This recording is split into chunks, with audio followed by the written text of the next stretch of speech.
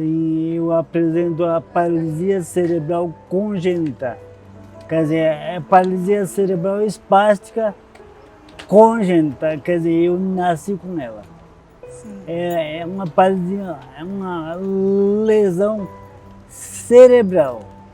Então eu não sou lesado medular, e meu corpo, a sensibilidade é total, é normal.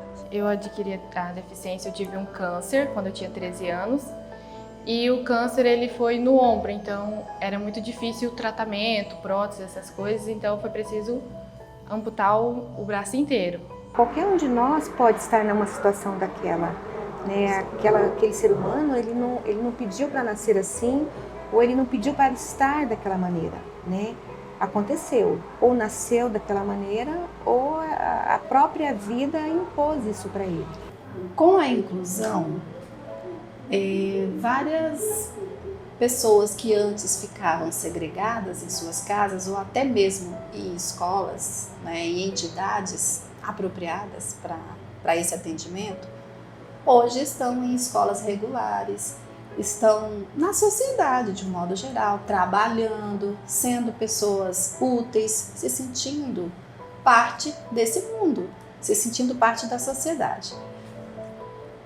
E o que nós precisamos saber quando a gente encontra com uma pessoa dessa? Saber que ele também é um ser humano. Saber que é uma pessoa que merece nosso respeito, assim como outro ser qualquer merece, outro ser humano merece.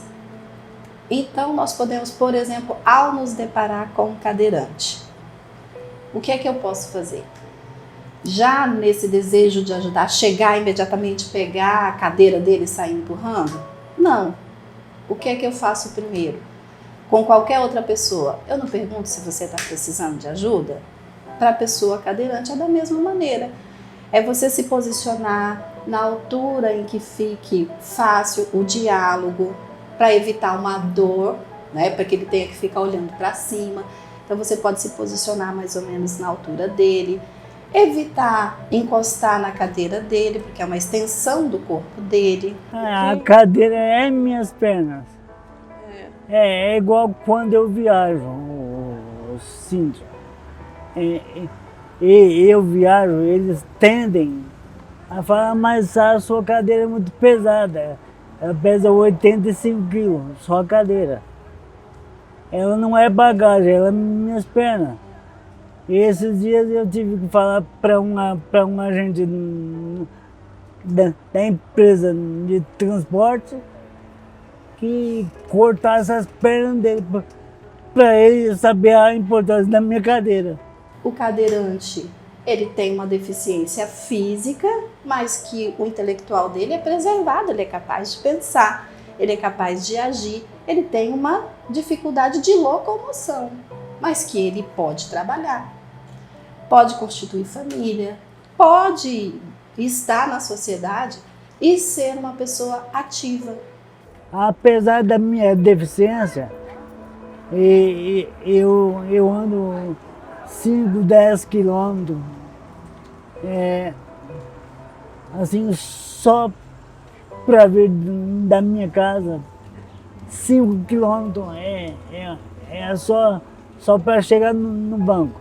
Aí eu trago os meus produtos. Quando eu não guardo em algum comércio aqui perto do banco,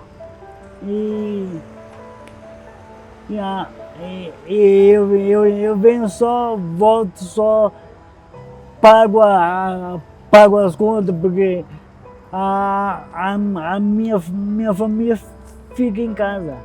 A minha esposa, ela trabalha junto comigo, só que ela trabalha em casa e eu na rua. Como eu já estou na rua, eu tenho mais facilidade de ir em banco, de ir em mercado. É você que faz tudo? É eu que faço tudo. Eu não sei para mim o que é dificuldade. Eu faço de tudo, né? Eu sou casada, então eu limpo casa, eu cozinho, eu estudo, eu faço de tudo. A única coisa assim que eu não faço muito é lavar louça, mas se eu não tiver com nada para fazer, eu lavo louça também. Então, eu tive que aprender a escrever com a mão esquerda, né? Porque eu era destra, então eu tive que aprender a fazer tudo com a mão esquerda, tive que aprender a escrever, pentear o cabelo, escovar dente. O primeiro ponto, né, é a sociedade precisa conhecer sobre a deficiência, né? Primeiro, a deficiência não é a exclusão da pessoa, né? Ela precisa saber que aquela limitação física não exclui ela de nada, né? Só tem aquela limitação, mas ela é igual em todos os outros sentidos, né? Desde quando aconteceu tudo isso, que eu tive câncer, eu tinha muito medo de fazer as coisas, medo das pessoas ficarem com cuidados, porque eu sou deficiente físico e eu não gosto desse tipo de tratamento, das pessoas me tratarem com indiferença ou assim, achar que eu sou uma porcelana, que elas têm que ficar andando na frente e preparando o caminho para mim. Então eu gosto de ser tratada como qualquer outra. A partir do momento que se trabalhar a afetividade, o carinho, o respeito, né, todas as outras coisas vão se encaixando. Né? Então, o primeiro fator é a afetividade. É você ver que ali não tem um portador de deficiência física. Ali tem um ser humano. O preconceito está do primário até o mestrado. E é o seguinte, é mais fácil achar que o deficiente dá mais trabalho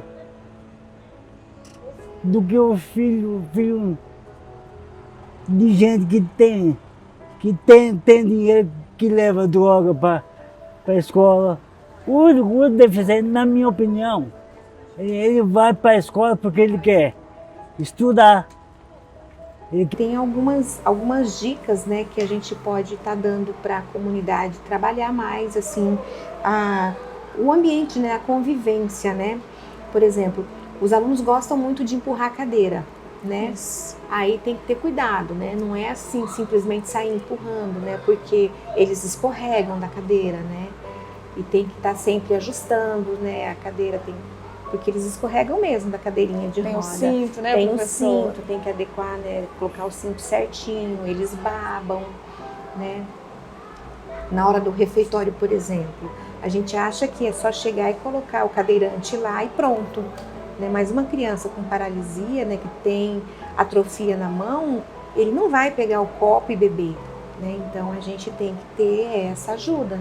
Né? Então tem que ter uma pessoa por perto. Se na falta do cuidador, tem que ter um aluno, um amigo, né, para auxiliar, pegar o copinho e ajudar, né? Eles vão dando as dicas pra gente, né? Olha, eu preciso disso, eu preciso disso, né? Ir ao banheiro, por exemplo, eles precisam de ajuda também, né? Mas o portador de deficiência física, ele é amparado pela lei, né? Ele necessita de um cuidador.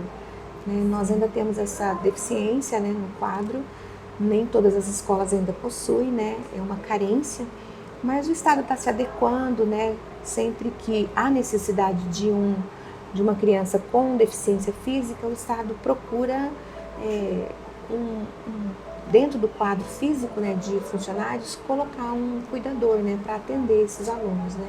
Isso. Aí quanto aos professores, assim, né, a gente orienta que tem material adaptado para eles, né, porque muitos têm atrofia física, mas o cognitivo deles trabalham bem, né? Então, já que o aluno tem atrofia física, o professor pode trabalhar através da oralidade com esse aluno, orientada pela fisioterapeuta.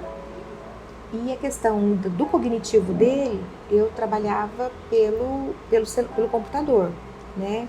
O microfonezinho do Google, né? Ele se comunicava dessa maneira e as tarefinhas ele fazia assim pelo computador. Então são dicas para o professor fazer esse trabalho, né? Porque às vezes o professor se assusta. Nossa, eu tenho um aluno totalmente paralisado na sala e está excluído lá, porque o que eu vou fazer com aquele aluno?